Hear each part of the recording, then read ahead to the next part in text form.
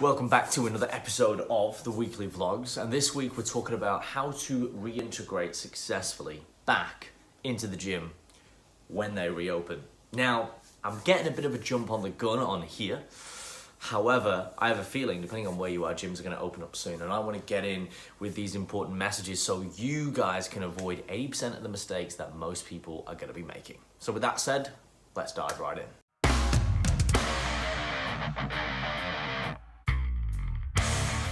Before we get into the video, there's a couple of things that I want to ask for in return for this information, okay? The first thing is I want you to like the video. I want you to share it with someone who needs to hear this. And believe me, there's a lot of people who are going to need to hear this. And also, I need you to subscribe.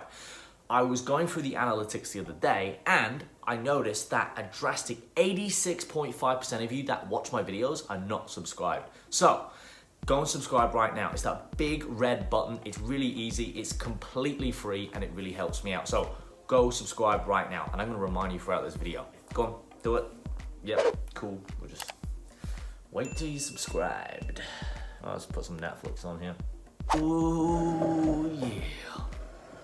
Done? All right, wicked. I appreciate it. Now, let's get into it. First of all, I've made a long form podcast on this, so if you want more information or you want me to extrapolate on these points a little bit more, then you can go over to my podcast channel, iTunes, Spotify, all that stuff. Links are in the description and you can listen to that while you're on a walk, while you're in the car, or if you want to listen to it like a freak on YouTube with no media, you can do that too.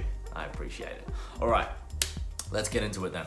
This is going to be part one because there's going to be more things that I've got to mention as we go through this, because there's going to be a lot of things that come in as new obstacles as gyms open, whether, you know, geographically you're allowed to go in straight away and use all the equipment, or whether you're going to be able to have to go in at certain limited amounts of time, so you won't be able to do your normal split, etc. There might be other meterage protocols in play. I don't know, so we'll see. We'll just tackle them as they arise, but all going to plan, we'll be back in gym soon. So the first thing is strength and conditioning. So looking at what's going on with your strength, training specifically, what has been going on with your strength overall, and then your conditioning of your body, your overall conditioning. Have you put on weight? Are you deconditioned? Are you detrained? Now, there's a lot of factors to consider here, and there's a lot that many of you are going to be overlooking.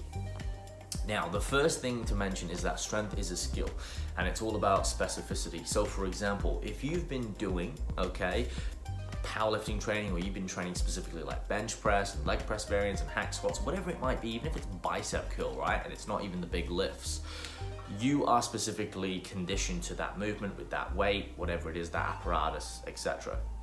If you've not been training with the same equipment, or even the same loadings, same movement patterns, etc., you can't expect to go back in the gym and do the exact same things that you were doing 3 months ago, whatever time it's been, and be okay and do the same weight. It's just not going to happen because you've lost that specific skill.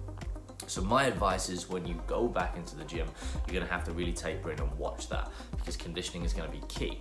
It's also going to come into play with what you have been doing. Okay, so have you had access to some weights and you've been doing a little bit of body weight like myself? You're doing a bit of a hybrid, you're still able to get that in. Has it been completely body weight? Have you been a complete lazy ass and done nothing and just sat on the couch? All of these things are going to contribute to how fast, things are going to go back and things are going to return for you in the realms of strength and conditioning, etc. But also your approach. If you've done nothing, you don't even want to be doing much at all. You want to slowly taper in, perhaps even slower than you've been, working with some weights, or even doing body weights, or fashioning home workouts, etc. So keep that one in mind when you re-enter the gym. You probably thought that you lost a lot of size and a lot of strength. Now, to a degree, you've lost strength, but probably not too much size. So a lot of the time when we train, when we resistance train, we damage, we inflame the muscle, therefore we pull in glycogen from carbohydrate, and we also pull in water, and it gives us that full look, like we've got a bit of a pump, right? We always look better that way. When we've not been exposed to resistance training, or certain amounts of stress and stimuli on the muscle, they tend to lose that fullness. They lose that ability to hold glycogen, so you can get that sort of flat look. And that can really mess with your head. That can really make you look smaller than what you are. That can make you a lot more, less conditioned than you actually are. But a lot of that will come back very fast. And that's the same with strength as well. because it's a skill. If you go back in and taper in, the muscle will start to pull back in the glycogen, you'll get that fullness, you'll get that sort of pumped up look again, okay, and your strength will return accordingly. And if you have lost any muscle mass, okay, and probably you've not lost as much as you actually think, because it doesn't take that much to retain muscle mass, especially if you've been doing something, even if you've just been active and going for walks rather than sat on the couch, you would have prevented a lot of muscle atrophy, so losing muscle. So don't stress, it will come back. Another important point, and I'm just going to pick these out from my longer conversation of the podcast, is don't try to match your numbers. If you are someone who enjoys the big lifts, the big three, the squat, bench, and dead, and other things or other variants like that, don't try and match the same numbers. Hell, don't even try and match your numbers in your isolation. It sounds really simple, but we're going to see as many memes as we have on COVID be the same when people go back in the gym and try to match their numbers or try to do what they were doing before and go from 0 to 100, and it's just not going to work, especially if you want to avoid injury. So the best thing that you can do is taper in, have things what we call introductory weeks, okay? Almost go back in with a deload volume, okay? Or even less than what you would do. Say you do 3 to 4 sets, just do 2.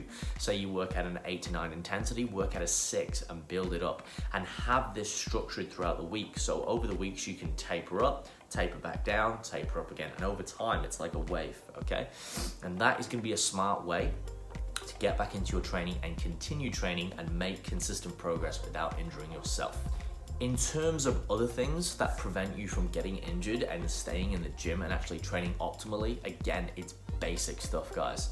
It's your sleep, it's your nutrition, it's your rest, it's your recovery, it's your stretching. It's all the things you should be doing anyway, but you're probably not. And you've had all this time now on your hands to do a lot of these things, or most people have had more time. Have you done them? Have you done them, or have you still been piss balling around? So really, you've got no excuses, okay? You're gonna wanna make sure that more than ever your nutrition is on point, getting enough protein, getting enough whole foods in there, okay? Getting enough calories in general without starving yourself, making sure you'll get adequate and quality sleep. Okay, your body's gonna need this extra recovery, especially when it goes back in the gym.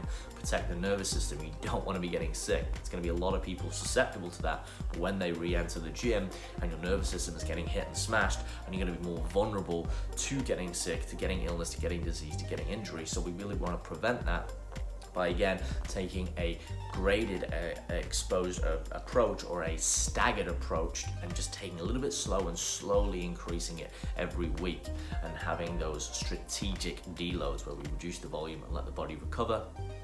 Stretching and rehab work, no one ever does it, but it's super valuable.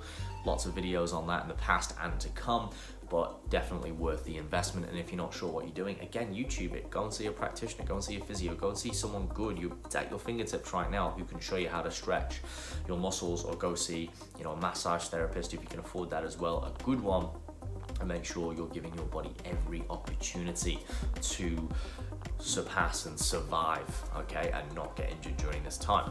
And the last thing to mention, guys, is have a bit of patience. Stay calm, stay focused, believe that things will return, believe in your body, have faith, okay, in its abilities to do what it needs to do, and don't ask of it too much.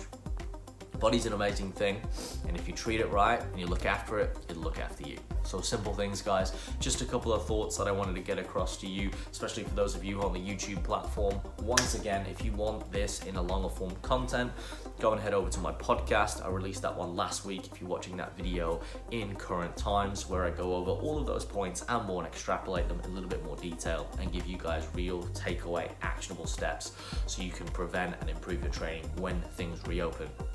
Guys, as always, like the video if you like the video. Yes, you should have already subscribed. If you've not, go and do it now, and share this around with someone who needs to hear it too, because there's going to be a lot of people going in the gym, getting it wrong, getting injured, and that's not good. All right, guys, thanks for watching as always. I appreciate your support, and until next time, as always, stay fearless.